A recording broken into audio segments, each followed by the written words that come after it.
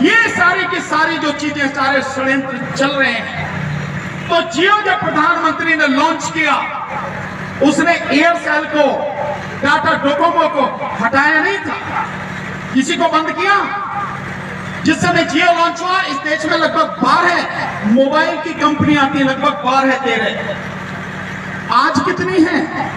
3। Vodafone और idea एक हो गए। तो एक तो वो है, और एक एयरटेल, और तीसरा जियो। बीएसएनएल भी जो सरकारी है, जो सबसे बढ़िया था, सबसे बड़ा था, वो भी बंद हो गया। तो बंद नहीं किया उन्हें, लेकिन जिस तरह से जियो को लाए और जियो ने फ्री में जो दिया, उससे फ्री लालच जो दिया, उसके माध्यम से सब कुछ खत्म हो गया। ठीक इसी तरह से इस कानून के तहत एमएसपी को बंद नहीं किया।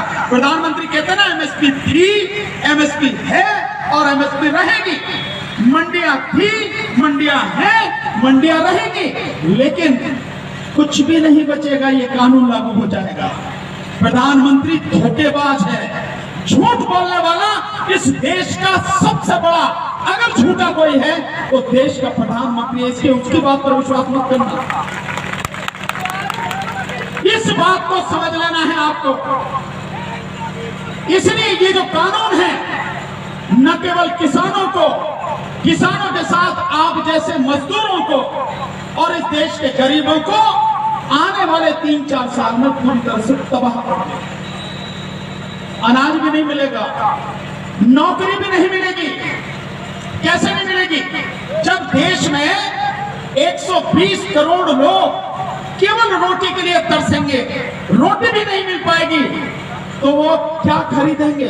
खरीदने के लिए कुछ नहीं होगा। खरीदने के लिए पैसा तो चाहिए ना। जब खरीदने के लिए पैसा ही नहीं होगा, तो इन फैक्ट्रियों में बनने वाला सामान कौन खरीदेगा? बताओ कौन खरीदेगा? जब कोई खरीदने के लिए नहीं होगा, तो ये फैक्ट्री चलेंगी कैसे? और फैक्ट्री नहीं चलेंगी तो तुम्हारी नौकरी जाएगी। जो देश में लाखों करोड़ों की संख्या में बाजार में दुकानें खुली हुई हैं, उन दुकानों पर ताला लगेगा। ये है ये कानून जिसे मोदी जी कहते हैं कि किसानों की भलाई के लिए, लोगों की भलाई के लिए, और ये समझ नहीं रहे। मोदी जी, तुम्हारे जैसे अनपढ़ को समझ में नहीं आता होगा। हमें सब मालूम है कि तुम कानून क्या लेके आए हो, और हम देश की जनता को बता देंगे ये क्या कानून है। कहते हैं ना काला कानून, इसमें बताओ काला क्या है। अबे किसी के सामने भैंस ले जाके खड़ी कर दो और उससे पूछो कि भैंस में काला क्या है, क्या बताएगा भाई? अबे भैंस तो पूरी काली है। ये है कानून। ये इसलिए ये कानून देश को तबाह करने वाले हैं। इसीलिए किसान और मजदूर सब लोग जिनको समझ में आ गया, वो उस आंदोलन में हिस्सा ले रहे हैं, वहां बैठे हैं। और ये कानून मैं आपको विश्वास के साथ कहता हूं, सरकार को वापस लेने पड़ेंगे। सरकार वापस लेगी, हर सूरत में लेगी।